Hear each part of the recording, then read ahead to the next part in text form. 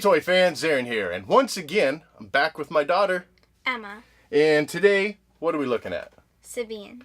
And she's from the Forces of Destiny cartoon, obviously Rebels as well, but that's the look we get, so let's head to that table and check it out. First up, as usual, a look at the packaging. Of course, the entire thing comes wrapped in this plastic bubble with a cardboard back insert. You get that white with the orange and purple look, very nice look, again, stands out from the rest of the figures on the shelf, as I've mentioned in other reviews. You get a very good look at Sabine with her helmet. This is the basic line, if you will. It's $19.99. That gets you just the figure with no added figure or droid, no extra outfit. In the top left, you see the little action feature and the bubbles there. And down the side on the back right, you get a nice silhouette of Sabine. And down at the bottom, you do see Chopper, although, again, not included here, but he's her companion. And the back side, same as the rest of the line. Great artwork of Sabine.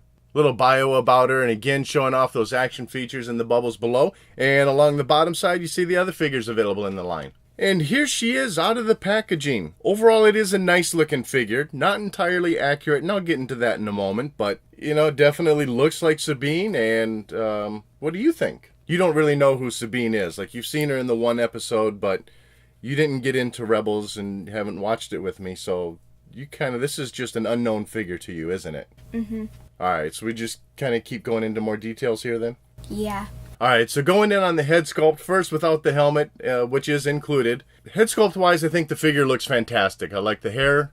While initially I thought it looked quite poofy in the packaging, once I actually slid the helmet on and it kind of flattened it out a bit, I like that a lot better. But the painting on the face looks very nice as it has for the rest of the line. Actually, is her head just crooked? Now that I look at it more, it looks like one eyebrow is higher than the other. Don't you think so? Yeah. Does it look like her right one's kind of got this little look going?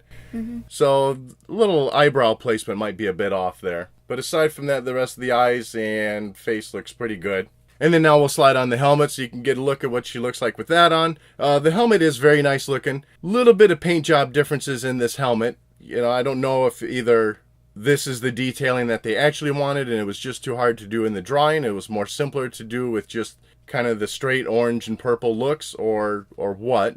You know, this does look very nice. Just a little bit different from the show, that's all. The helmet does fit on nicely, and the little antenna off to the side does not move. That's molded into place. Throughout the helmet, you can see lots of little scrapes and scarring in it. Certainly gives it a worn look, just the paint job does not have any worn detailing in it. But I'm fine with that. She probably keeps a fresh coat of paint on her helmet at all times anyways. Getting to the midsection and the arms, this is where we have some more variances from the show carry over. Her right shoulder armor pieces, instead of being painted orange, at least on that upper one, is more checkered, or not more, it is checkered in the show, and not here. Her little elbow one, though, is orange, so that's accurate. And also underneath her armor pieces, that cloth between her shoulder and her elbow is bare skin, and here it's not. So it doesn't bug me as much. It doesn't change really my opinion of the overall look of this figure.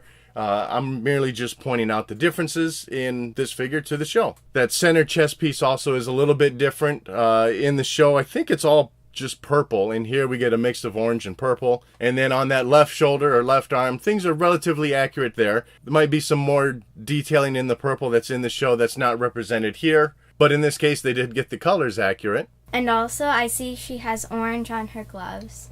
That's right, yep. Little nice orange detailing along the sides of her sleeves. Looks really nice. She does come with two blasters. This belt is removable and just sits nicely around her hips. No problem with the guns in the holsters there. Waist down, her pants are cloth. On the back side, it's a little Velcro piece holding it on. You can remove the boots, take the pants off if, for whatever reason, you'd want to. But it is all removable. Then her knee pads clip on over that. And like I just mentioned, the boots are removable. And that's one thing I like with the boots being removable myself, is I feel like it just gives a little added dimension to the figure when you look at it. You know, you can definitely tell. Boots are separate. It's not molded on. I don't know. It's just a nice little detail. What do you think about the removable pants? I like that you can remove some of the clothes from her to make it, because it doesn't come with any droids, it can add something to do with it if you would ever want to, take off the pants or the boots. And as far as the look of those pants, you know, the design of it does look very nice. I think the colors are pretty accurate to what we saw in the show. And, you know, even though there's not actual stitching down the front of the legs where these two colors match, they do have that printed in there. It's a nice little added detail, I think. And she does come with two blasters. They fit very nicely in her hand, and each hand is molded with that trigger finger to slide right in there. Pretty good grip on it. The gun itself is molded nicely. A little bit of detailing on it, but it's all painted, it's all molded in that silver color. No added paint detailing to it. As with the other figures in the line, Sabine does have an action feature to her where you squeeze the legs together, raise that arm, get her in a little shooting position. And as with the other figures, I don't know, I'm not entirely impressed. I wish the arm would get a little higher. Certainly if you just twist her at the waist on your own, you do get better movement out of it than what you're able to achieve by squeezing the legs together. What do you think about it though? I mean, you're the one who would be playing with toys like this. Is that something that bugs you, or do you not really care about that? No, that doesn't really bug me because I'm used to just twisting it myself to get it to the spot I want it when I'm playing. So that's not really a big deal for me. So it's just adults being picky then about toys. Yeah. Okay. Alright, getting into the articulation of Sabine. As expected, that head does swivel nicely side to side. And just a very tiny bit of up and down movement. Probably really not even intentional, just the give in the plastic. At the shoulder area, both arms do come up nicely. These armor pieces on her shoulder don't get in the way at all of that.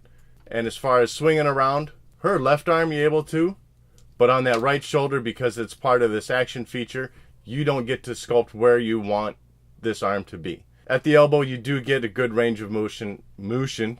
You do get a good range of motion in there, up and down, and of course it swivels at the elbow.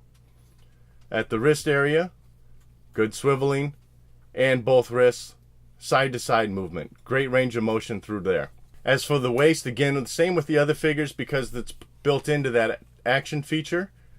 You cannot pose where you want the waist to be, so while it swivels, it's only controlled with that. But otherwise, at the legs, both legs come forward, and because of the pants, if you bring one down, it does limit the other leg where it's able to go.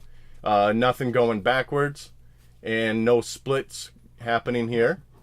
At the knee joint, it is a single knee joint, and you're able to bend it back that far, and you're also able to twist it at the knee. The pants don't really get in the way of that. I mean, really, how obscene are we going to get here with twisting her knee around? And same with the other figures, no articulation at the feet area. So overall, for me, while it's not entirely accurate to what we saw in the show paint-wise, I still like the figure. I still give it 2 thumbs up myself. I mean, you definitely know it's Sabine. It certainly has her look, her style. And to me, I think it still could be a fun figure, and it fits nicely in with the other figures released so far in the line. And what are your thoughts? I really like this figure, and even though I'm not familiar with her from the Rebels cartoon, this is still one that I would like to have.